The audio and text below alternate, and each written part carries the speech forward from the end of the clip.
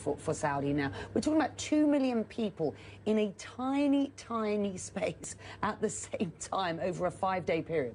Absolutely, and it's been an extreme challenge for them. It's something that they've been hosting for 1,400 years.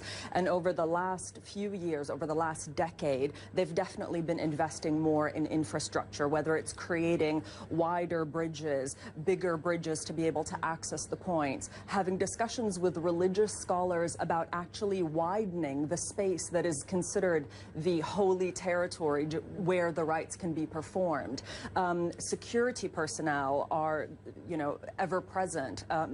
Tens of thousands of medical people that have been trained, up to 1,000 security cameras covering almost literally every single spot at the Hajj. And as electronic devices become more prevalent, this year, for example, they've introduced the e-bracelet for the pilgrim, so that any pilgrim can immediately be scanned and they know who they are, where they're from, where they should be staying, and what kind of medical conditions they can have. So every year they seem to be learning from the previous year, but that many people in that small a space is just bound to be a challenge.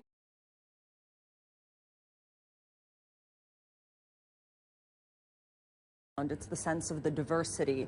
There isn't a language that isn't being spoken. There's literally people from almost every country in the world, every ethnicity. And also what strikes you, and having been to Saudi Arabia, you'll relate to this, is usually men and women are quite segregated in public spaces. But at the Hajj, the men and the women are performing their rituals together, they're praying together, and because everyone is wearing the same white robe, which is intentionally meant to symbolize equality, you can't tell rich from poor.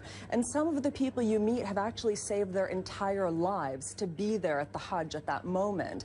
And so as journalists covering the Middle East, and this is something you definitely will be able to relate to, is we often meet people on some of the worst days of their lives, but this was a story where almost everyone you met, you were meeting on the happiest day of their life, and the tears were of tears of joy, especially today. Those pictures our viewers were just seeing from Mount Arafat, that is the spiritual climax, and you do see people really crying for joy, and that for us was quite unusual and something that you can't help but be affected by. How do the Saudi